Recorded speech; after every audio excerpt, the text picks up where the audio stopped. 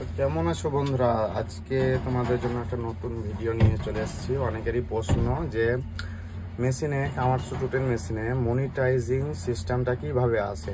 ওখান থেকে অনেক কিছু দেখতে পাবে, যেমন তোমার আরপিএম, গাড়ি কত পিকআপে চলছে, প্লাস তোমার ব্যাটারি পাওয়ার, তেল, সব কিছু দেখতে পাবে। তো চলো তোমাদেরকে দেখাবো কিভাবে ওটা সেটিংটা বার করে। তো দেখতে থাকো ভিডিও। চাবি অন করার পরে তোমার এই যে সুইচটা দেখছো, এটাকে দেবে থাকতে হবে। তারপরে এই একটা দুটো তিনটে এই বাটন টিপতে হবে। এটাকে দেবে ছাড়লে হবে না।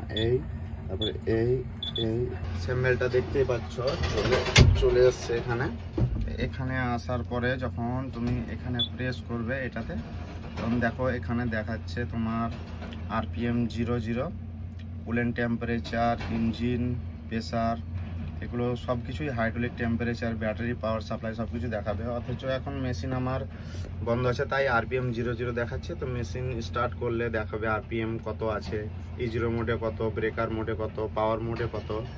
তো এগুলো সব কিছুই এখানে দেখাবে। আর যদি এখানে আরও অন্য ফিচার আছে, যেমন তোমার এখানে ফোন নম্বর এন্ট্রি করতে পারো।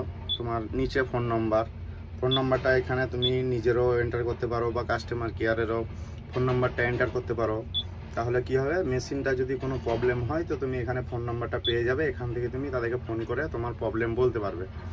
তো আশা করি তোমাদেরকে ভিডিওটাও ভালোই লাগলো। হ্যাঁ, তাই এরকম ভিডিও দেখার জন্য আমার চ্যানেলটাকে সাবস্ক্রাইব করে রাখো ও ফেসবুকে ফলো করে রাখো। তো চলো।